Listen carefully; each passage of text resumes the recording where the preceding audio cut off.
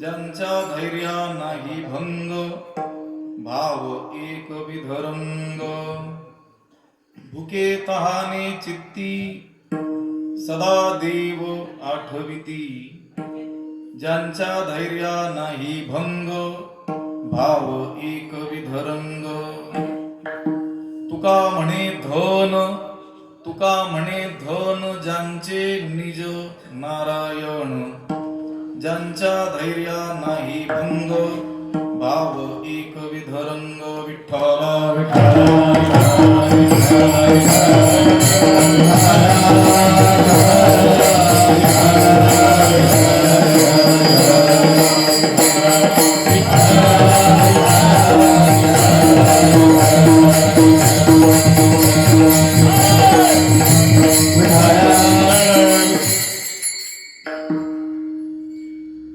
श्रीकांतं कमलावरं वररुचिं श्रेष्ठं रमावल्लभं. मोक्तारं कलिपङ्कमग्नजनता वृन्दस्य भक्तप्रियं. गोगोपी गणवेष्टितं मधुरया वाण्यास्तुतं सज्जनैः. तं भीमातटवासिनं प्रभुवरं श्री पाण्डुरङ्गं भजे. पाण्डुरङ्गा करो प्रथम नमः, पाण्डुरङ्गा करो प्रथम नमः, पाण्डुरङ्गा करो प्रथम नमः, पाण्डुरङ्गा करो प्रथम नमः. हो करे जय भक्तप्रिया, हो करे जय भक्तप्रिया, हो करे जय भक्तप्रिया. नंदन बाजारे कथा विस्तार, हो नंदन बाजारे कथा.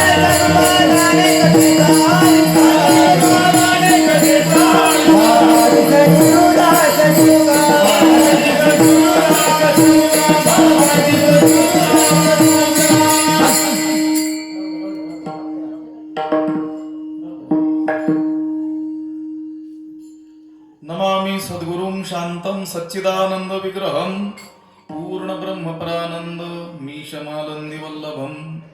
ओम नमो ज्ञानेश्वर करुणाकरा दयाळा. तुमचा अनुग्रह लाधलो पावन झालो चराचरी. नमो सद्गुरु तुकया ज्ञानदीपा. नमो सद्गुरु सच्चिदानंद रूपा. नमो सद्गुरु भक्त कल्याण मूर्ती. नमो सद्गुरु भास्करा पूर्ण कीर्ती. अखंड मंडलाकारं व्याप्तं येन चराचरं. तत्पदं दर्शितं येन तस्मै श्री गुरवे नमः. जयांची केली स्मरण, होय सकळ विद्यांचे अधिकरण. तेची बंधू श्री चरण, श्री गुरूंचे ते नमस्कारोनी आता. आम्हा सोयरे हरिजन, जनी भाग्य निकिंचन. ज्यांच्या धैर्या नाही भंग, भाव एक विधरंग. प्राप्तस्थळी कीर्तन रूपी सेवेकरिता उपस्थित केलेला हा अभंग जगद्गुरु संत श्रेष्ठ वैरागी शिरोमणी श्री तुकाराम महाराज यांचा संतपर प्रकरणातील 4 चरणांचा असून या अभंगाद्वारे तुकाराम महाराजांनी आपले सोयरे असलेले हरिजन म्हणजे संत त्यांची लक्षणे सांगितलेली आहेत.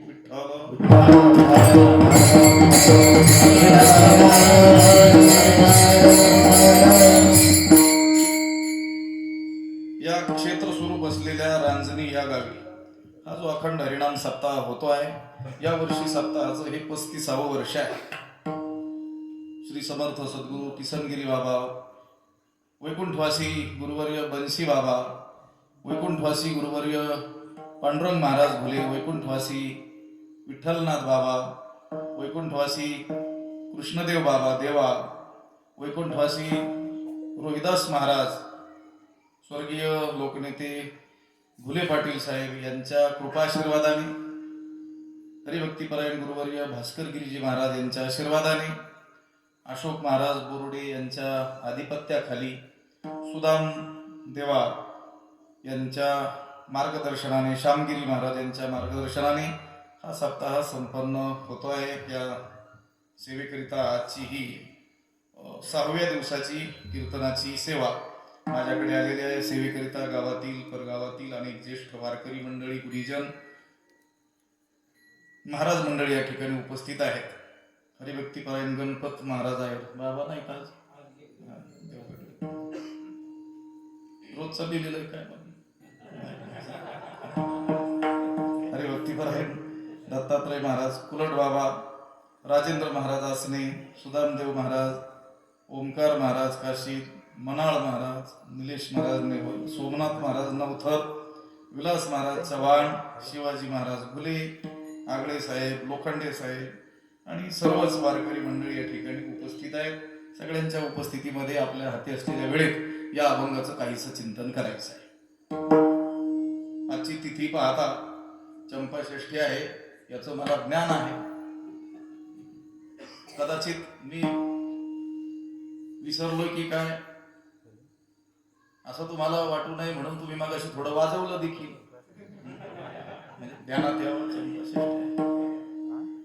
खंडोबाचं काही वर्णन करणारा अभंग घेतला पाहिजे असं काही दंड दिसून येतो. पण माझं या गावामध्ये हे पहिलंच कीर्तन आहे आणि तुम्हाला हे कीर्तन फक्त वैकुंठवासी पांडुरंग बाबांचं गाव आहे म्हणून दिलेलं आहे आणि त्यांचं वर्णन करण्याकरिता हा संतपर अभंग घेतलेला आहे. विठ्ठल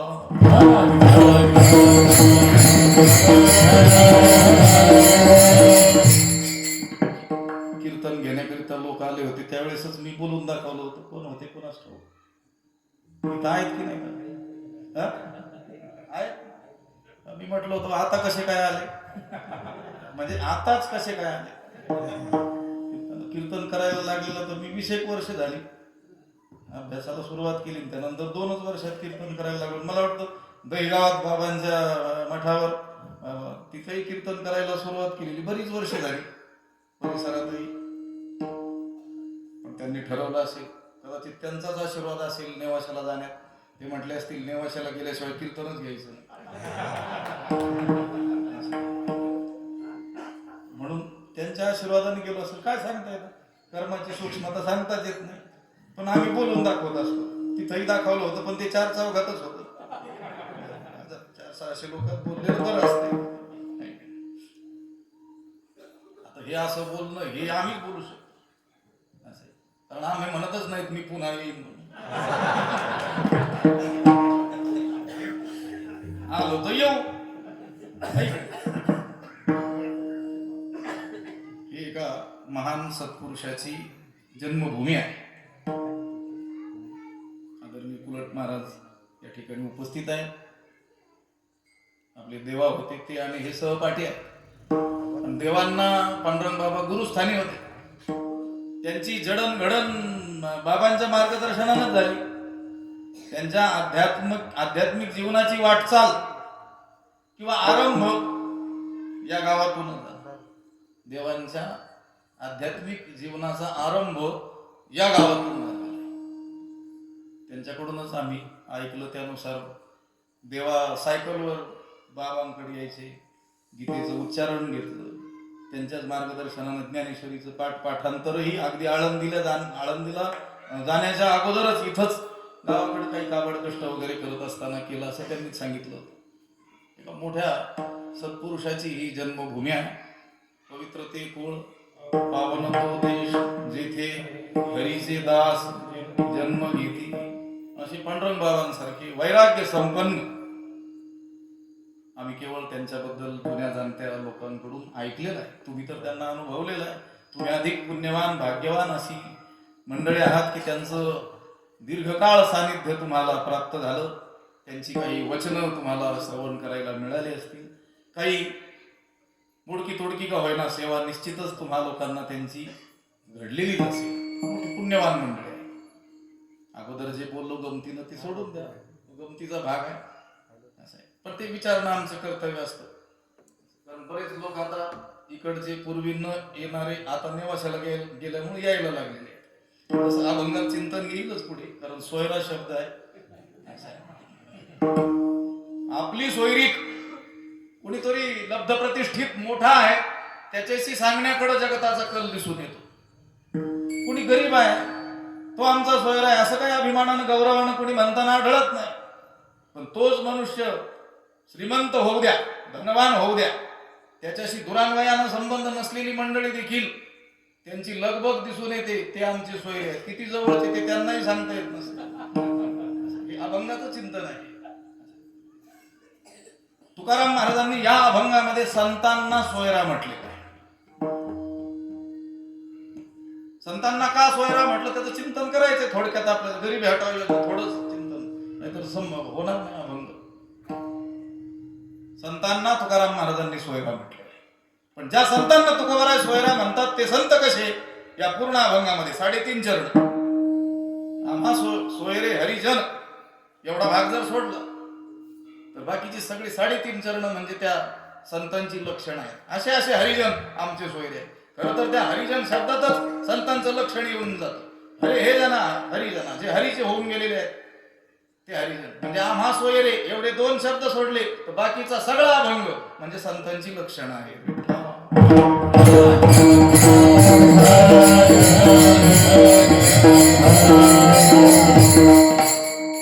तसं तर संत जोपर्यंत हयात असतात तोपर्यंत ते सहजासहजी ओळखू येत नाहीत लोकांना. ज्यांना ओळखता येतात ते महाभाग्यवान. दूर दूरवरून भाग्यवान मंडळी त्यांना भेटायला येते, कारण त्यांनी ओळखलेलं असतं. ज्ञानोबराय म्हणतात त्याप्रमाणे, तरी परा गुसी विजे भ्रमरी येरा चिखलूची गोरी. बेडकेचा जन्म कुठं झालेला असतो? चिखला. कमळाचा जन्म चिखला. पंकज म्हणतात की नाही, पंकेजात पंकज. हा पंक म्हणजे चिखल, त्याच्यात जन्माला येतो म्हणून त्याला पंकज. कमळाला तेही चिखलाचा जन्म.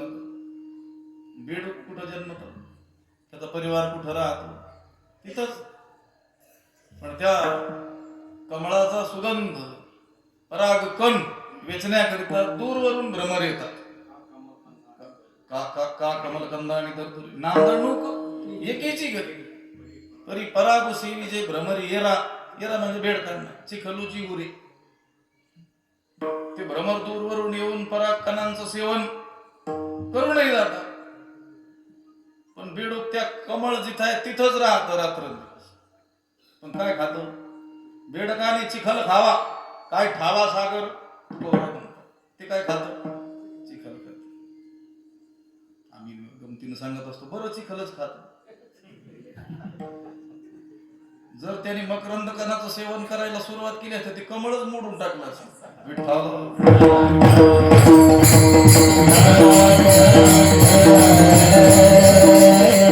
विषय हा आहे की संतांना ओळखणं ही कठीण गोष्ट आहे. महत्संगस्तु दुर्लभो अगम्यो अमोघश्च. नारदांनी भक्तिसूत्रामध्ये सांगितलेलं आहे. महान पुरुषाचा संग प्राप्त होणं ही अत्यंत दुर्लभ अशी गोष्ट आहे. महत् संगस्तु दुर्लभो. महान पुरुषाचा संतांचा संग ही अतिशय दुर्लभ अशी काय आहे गोष्ट आहे. बहुअवघड असे संत भेट, संतांची भेट, त्यांचा संग लाभणं ही काय अतिशय दुर्लभम त्रयमेव तद्देवानुग्रह हेतुकम मनुष्यत्व मुमुक्षुत्व महापुरुष संश्रया. महान पुरुषाचा आश्रय प्राप्त होणं ही अतिशय दुर्लभ गोष्ट आहे. पण कधी कधी पूर्व पुण्याईनं महान पुरुषाचा संग घडतो, पण हे संत आहेत हे कळत नाही, कारण तेवढं पुण्य नसतं. दुर्लभो अगम्यो, गम्यमान होत नाही. हे संत आहेत एवढ्या उच्च कोटीचे, उच्च बोधाला पोहोचलेले हे संत आहेत हे कळत नाही, तर तेवढं पुण्य नसतं. पण ज्याला त्या संतांचा संघ घडेल आणि हे संत आहेत हे कळेल, मग त्यानं केलेली जी सत्संगती आहे अमोघष्ट, व्यर्थ न जाणारी आहे, अर्धक्षण घडतात. संतांचे संगती तिने होय शांती, महत बापा अर्धाक्षण भर. अशा महान पुरुषाची घडलेली संगती सुद्धा महान पातकापासून आपलं रक्षण करते, कारण त्यांच्यात एवढं सामर्थ्य असतं. स्वसंग मात्रेण दहंती पापम.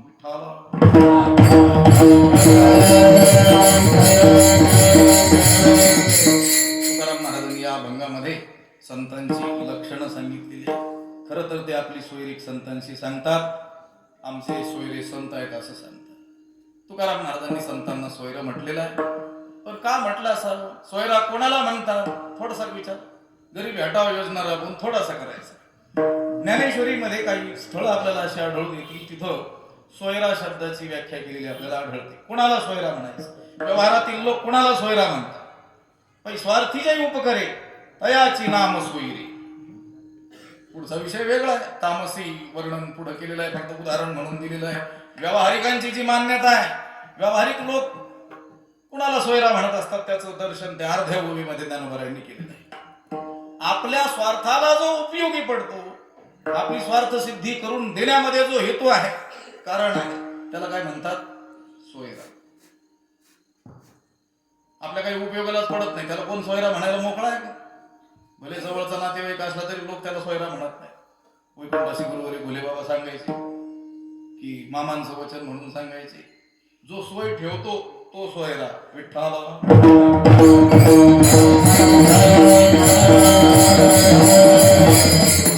ही एक व्याख्या. स्वार्थाला जो उपयोगी पडतो त्याला व्यवहारामध्ये सोयरा म्हणतात, ही एक व्याख्या. आणि आणखी एक स्थळ आहे, रावो तेथे कटक, सौजन्य तेथे सोयरीक, वन्नी तेथे दाहक असनिकी. सौजन्य तेथे सोयरीक.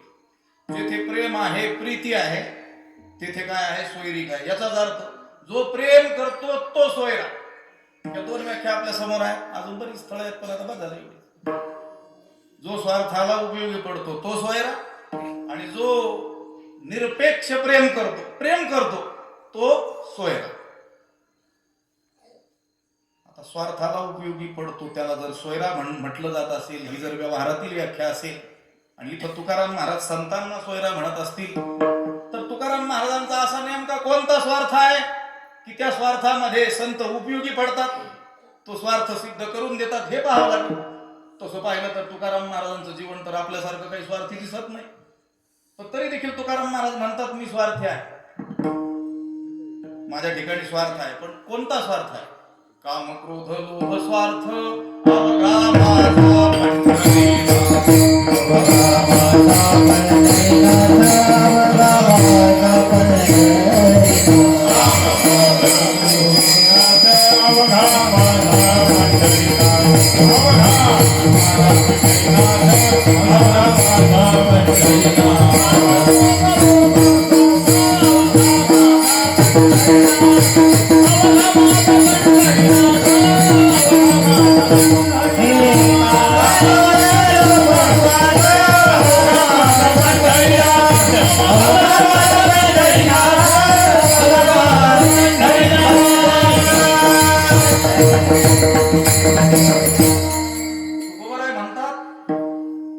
आमच्या कामाचा, क्रोधाचा, लोभाचा आणि स्वार्थाचा देखील एकमेव विषय झालेला आहे, तो म्हणजे पांडुरंग.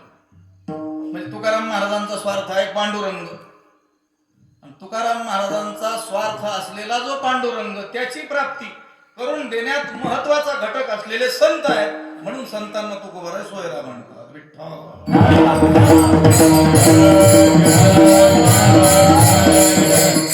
कारण भगवत प्राप्ती संतांशिवाय होऊच होऊच शकत नाही. नाथ महाराजांनी सांगितलं संतांविन प्राप्ती ऐसी विद देती हरिप्राप्तीसी उपाय धरावे संतांचे ते पाय. आणि संत पुरुषांना देखील आपल्या जीवनामध्ये जी भगवत प्राप्ती झाली त्याची कारण सांगताना त्यांनी ही संतांची कृपा आहे असं सांगितलेलं.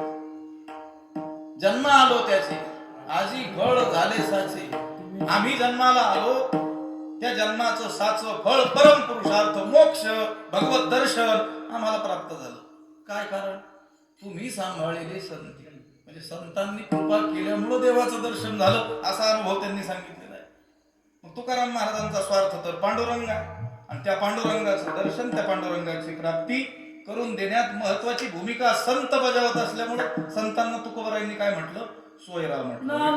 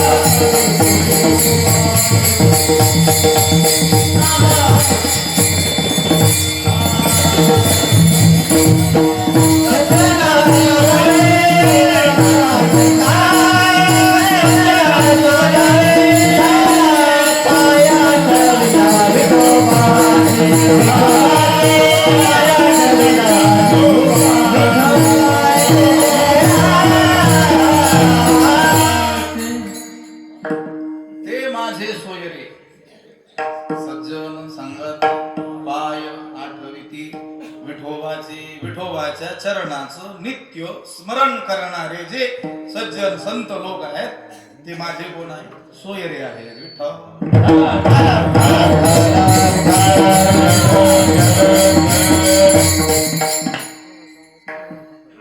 व्याख्या आपण केली होती. सौजन्य तेथे सोयरी. जो प्रेम करतो तो सोयरा. बरेच लोक आपल्यावर प्रेम करत असतात, ठीक आहे, त्यांना व्यवहारात आपण सोयराही म्हणतो, पण खरं प्रेम करणारे निरपेक्ष बरं. आपल्यावर लोक प्रेम करतात पण काहीतरी परत फेडीची काय असते? अपेक्षा असते ना. ते तुमच्यावर प्रेम करतात आणि तुम्ही नका करून पाहू बरं, मग बघा काय करतात ते तुमचं. अगदी देव सुद्धा निरपेक्ष नाही प्रेम करत. येसी ते वा पण संत मात्र कोणताही अधिकार अनधिकार काही विचार न करता ऐशी कळवळ्याची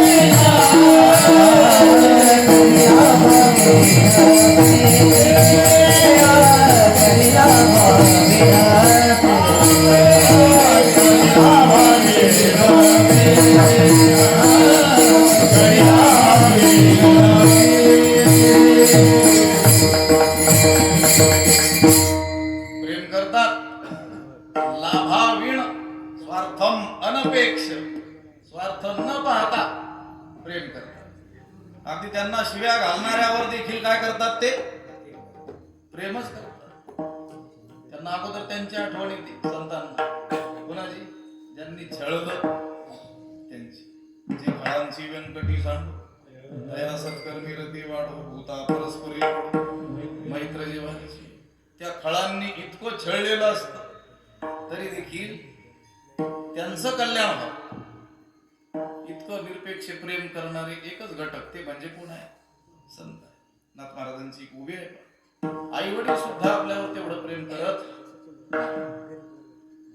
आई प्रेमाच्या बाबतीत आईचं काय दिलं जातं? उदाहरण दिलं जातं.